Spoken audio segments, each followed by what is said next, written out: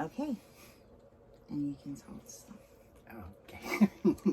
So this week we went and did the second dose of the medication, of the experimental medication, and it went really well. It didn't have any side effects or anything like that. Over the last couple of weeks, I've really been having a terrible time with pain, and the pain's been getting worse and worse and just escalating, and really hard to keep under control. And I was having where I'm taking pain medicine every hour and a half, 2 hours. Sometimes I can go 3 hours, but that's really like about it. And they had put me on gabapentin before and then took me off of it because I had a reaction where I had double vision, a little episode of double vision that lasted for about an hour or two. And they took me off of it, and then that was it. The double vision was gone. So this week we made another adjustment to my medication to try to get my pain like under control where it's manageable. For a couple of weeks I had like 0 time where my pain was ever at a 0.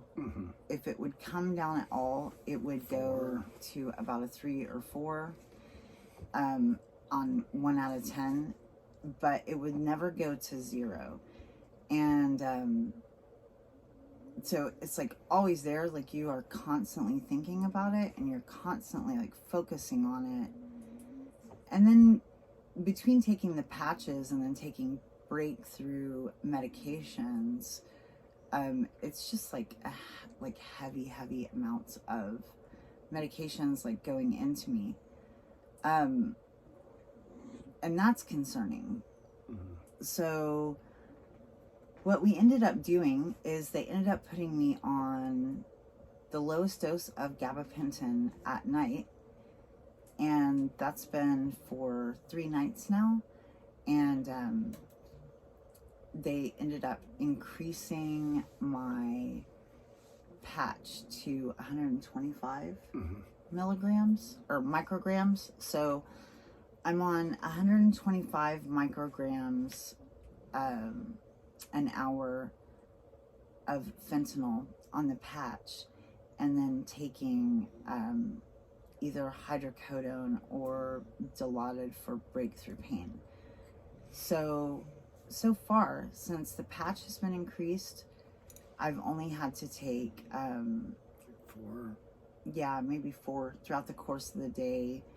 And with the gabapentin at night, I've been sleeping for 7 hours. Big stretches where, well, in 7 hours I might wake up once, but at least like a 5-hour stretch without waking up. So that has been wonderful. I definitely feel better just in every way, physiologically, having some sleep, because not having sleep, it's absolutely maddening. Like, it starts to just skew everything, and it's really hard to not start feeling like negative about everything. And then when you're just so hyper focused on something as terrible as pain, it's hard to really like think about anything else. With pain like that, it's hard for anything to occupy the same space in your brain. It really just starts to affect how you see everything and how you're kind of like living every moment of the day, because you're just kind of going from one pain to the other. Like, it's just constant. And so something I realized this morning, I think I realized it better this morning than I have before. Like, I thought, I don't know, I think I've experienced it before, but I had a realization about it today that was just different.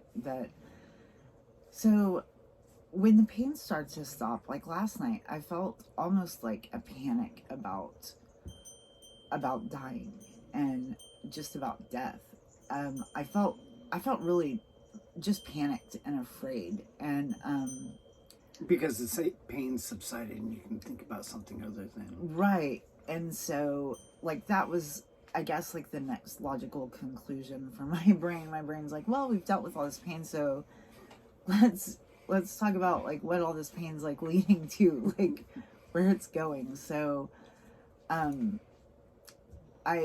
just like I woke up feeling like just overcome. Like I should be super happy that I finally have a break and that I'm not in this terrible pain that has like had its grip on me, and instead of like feeling happiness, I feel fear and concern about dying. And it did help me to like take control of my thoughts and intentionally like refocus them. I know that I can't focus on what the end is going to be. For one thing, like I don't know the end, so I don't know. I actually don't know that this cancer is going to kill me. I don't know that. I don't know anything actually, and I've already like get on my last nerve, and that'll be it. I feel like I'm on my own last nerve, and it's the nerve that's like right next to the pancreas. Part 2. You can put them together though, right? I was controlling the video with my watch, and then because I talk with my hands, I hit my watch and it stopped. So part 2, that was my last nerve, and there's a tumor on it. So I need like a shirt that says that. So the amazing thing is, in that, like, you know, Callie's been the only one really that knows. It's like him holding me crying this morning, you know, saying that I don't want to die and that I want to live. And, you know, but God knows. And so he does this amazing thing, and this isn't the first time he does it, but anybody else that's like, we know a lot of people with cancer right now, and I'm sure like a lot of people could say the same thing, and I'm sure that the trial doesn't have to be cancer for this to be the case, but in this scary thing that we're going through, and it can be so discouraging, and you can come out of one valley and feel like it just opened up to a deeper valley. Like it wasn't a break at all in the journey. Like, but God sends things and people don't even realize, like they're sending a message and they don't even realize that all they know is that they felt led to like send this thing, and they don't know what it means, but it actually means a lot. And it's comes in, the Lord has people sending like specific scriptures. He has somebody reaching out like just to check on you that hasn't checked on you in a long time, and he's using like the words they say to encourage you. He's having you get a card in the mail from somebody that you haven't heard from in a few weeks, and that just says like the perfect thing and that you need to hear at that moment. And it's just really encouraging. So for people like going through a difficult thing, that be encouraged that God is not going to leave you, and he's not going to leave you to wonder if he's there, or if he hears your cries, or if he cares, because he's going to constantly like reach out to you and reassure you that he loves you and he is upholding you even when it's frightening. So all of that, like, I'm not crying because that's sad. I'm crying because it's just, to me, it's like the sweetest thing that it could possibly be, that he cares about me and sends all of these messages to me through people that love him, through them, to just give me comfort, and so that I know that I'm not alone and he does hear me, and that it's okay. Like, wherever this is leading, it's okay. Like, he's going to be with me through the journey. And so just like take encouragement in that, that he is always there, and he's good, he's kind, he's loving, and he's tender, and all of those things help realign me to just stop like looking at my fears. Like, I mean, I could count a 50-gallon drum of fears, but like to stop looking at those, and to just keep my eyes focused on Christ. And it's really easy to get sidetracked and think about our flesh, and just think about like our suffering in the moment and how difficult it is, because there's absolutely no way, if you told me a year ago, like, hey, you're gonna go through this thing and you're gonna have pain that's like makes childbirth like look like a joke and you're gonna have it nearly 24 hours a day, but you're gonna be okay. You're gonna be like rejoicing and laughing, and you're gonna be happy, and yeah, you're gonna be sad sometimes, but it's gonna be all right. Like, I would have been like, I'd rather not. No, thank you. No, thank you. Please give that to somebody stronger. So, in all of this, like, it helps you to find that, like, your strength is just in God. Like, it is true that his strength is made perfect in our weakness, and that helps me to just like count it joy when I see that I'm weak and that I'm frail. I can count it joy because I know that that's where he's going to come in and make up the difference, that I don't have to figure out how to be strong enough to get through this, because the answer is I'm not going to be.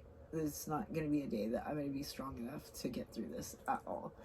It's definitely not me. So we're still praying that the medicine will make this tumor shrink, and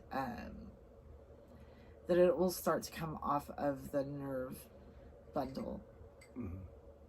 It has just become like more and more clear that the last time I tried to do a nerve block and did the biopsies and nerve block, that really did a terrible thing in my body in terms of pain, and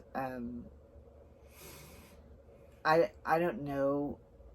I mean, I don't know. Like I said, there's a lot of things I don't know. I can't imagine the pain getting much worse, and like what can be done about the pain if it does get worse. This is they did say they had known of a woman who was 90 pounds and that she was on 300 micrograms an hour of fentanyl, and that's difficult for me to even fathom. Like, I can't even imagine. So basically, she's got 50 more micrograms an hour. They can increase her at this pharmacy before they have to outsource her to a different pain management. To pain management, yeah. Which is fine, yeah. But because the pain management like actually works with them, and they have a long-term relationship. So it's not like trying to go find some pain management that's willing to. And it really helped them this week that I do keep pretty stringent records of my pain and the medication that I'm taking, and everything. Well, they asked you to. And it has helped them to be able to calculate like what I need and when I need it. So that's something like I highly recommend if anyone's in the same, in a similar situation, I would recommend. And I doing can that. show you a good way to do it so that even just on a cursory glance, you can see without reading how much you're taking. Yeah. It turns it into a graph, not just the information on there. But That was very helpful for them this week. They were able to just take pages out of my journal and photocopy them and use that to literally calculate how much medication to give me based off of like what I've recorded that I'm taking. So, and like when it comes to that, that's like super helpful. But one thing that I noticed this time by looking at a different family that was there and seeing the son help take care of the mom who was going through cancer treatment, and she has, it seemed, some sort of dementia and chemo brain, and like, because everything they do, I mean, they know who you are already, but they have to ask you your name and your birth date to give you a cup to pee in or anything. And the nurse asked the lady, what her name was and her birth date, and she said, she started giving the nurse the son's phone number. And the son was like, no, that's not true. Her birthday is, and gave the birthday, and she looked at him and was like, what are you talking about? He's like, you gave her my phone number. And then they started laughing, and the nurse obviously knew who she was and gave her the cup to pee in. But anyways, I tell that story because right before then, I was feeling real bad because every time we go to the doctor, she keeps a really good log, like she was saying. And it's actually very helpful, especially in times like talking to the doctor. But she doesn't refer to her notes when the doctor asks her questions, and the doctor doesn't generally ask to look at her notes unless it's time to like review her medicines and stuff like that. So Cheryl also has a hard time thinking straight, remembering things. The chemo has really done a lot of damage on that front. So I basically have no idea what's going on. Right. If I seem like I have an idea what's going on, it's completely fake. I don't have yeah, idea and I let it go until it becomes like dangerous or something like that. Then I have to go, whoa. Which is when we're in the doctor's office, right? And I'm like, yeah, so, that was fine a couple of days ago, and he was like, that was actually 4 days worth, and it wasn't fine. She was very sick, and this is what happened. And I'm like, I don't know what's going on. So. And, I have to go, no, what she's telling you isn't true. She didn't feel great for a week. In fact, here's the evidence. Here's her handwriting of how bad she felt. And, no, she didn't stop taking that medicine. In fact, she took this one. But what it makes me feel like is, like if I saw this from the outside, I'd think it's very suspect that the husband's always going to all the appointments, and when the wife is like, oh, this thing happened, he's like, no, that's not how it happened, this is what happened. And I'm like, no, I'm doing great, I don't need any medicine. And he's like, no, that's a lie. She needs a lot of medicine. Oh yeah, I don't need a refill on my Dilaudid. No, that is absolutely not true. She's taking like an old one, right? So she's taking about 20 of them a day, and they're 4 milligram, right? And she only has about 15 left. She's not going to make it through the day unless you give her another refill. And they obviously did. They gave her another 200. But I feel like, that gaslighting husband that's in there going, no, she fell and hit her head on the stairs, and No. She's not doing that, and because she goes in there talking all kinds of crazy, and I'm like, whoa, time out. No, she's lying to you right now. She did not sleep through the night. Like that is a straight lie. So like it actually, that's a funny story, but I was feeling like, dang, what do these doctors really think about me? Like, I'm trying to like get her to get all these drugs so that I could just like take them from her, and that's why she's in all this pain. But then I saw the old lady and the son, and I was like, okay, yeah, they're used to chemo patients that don't know what they're even talking about, and the person that's a 24-hour caregiver to them is the voice of truth and the voice of reason. That was my slogan running for Congress in, 2000. So, still true. Funny story. So she does take good notes, and the doctor doesn't think that I'm making things up. The notes are true. The notes are straight true.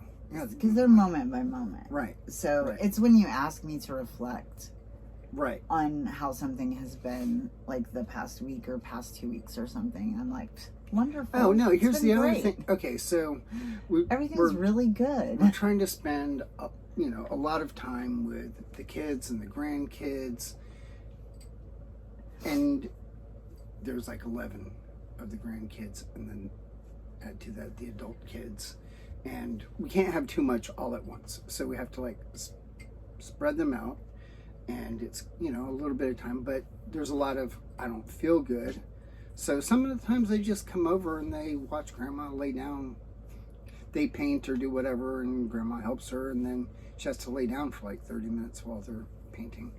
But we'll have a day where she's not feeling real good. She's like, I need to see the kids. So we're like, okay, we'll have one come over, and she will promise 4 different children that they can come over after the next one is done. And that just, it physically can't happen. They're really, she makes all these promises. Oh, you want to go do this thing? Oh yeah. I love to do that with you next week. Confused. And so for anybody listening, if you are in touch with her and she's promised that we'll come do something with you, it's not going to happen.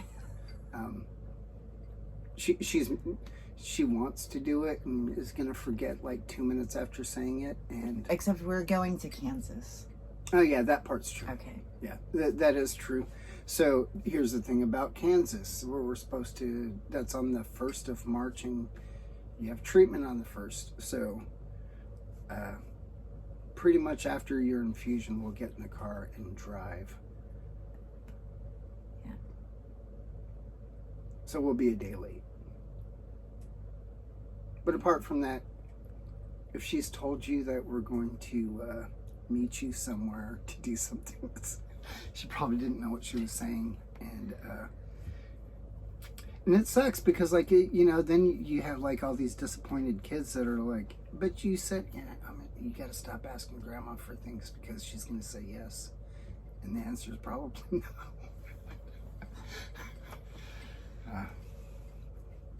Anyways, that's enough fun stories. Yeah. That's true. It disappoints me as well. Oh yeah, I'm disappointed because I thought something really great's going to happen. It's not actually happening. So that's true. That's true. So, we're praying the pain doesn't like take another turn. It's very unpredictable. Mm-hmm. I had like a car ride last Thursday that was like blinding pain, and then in a couple of days later I can have a car ride that's okay.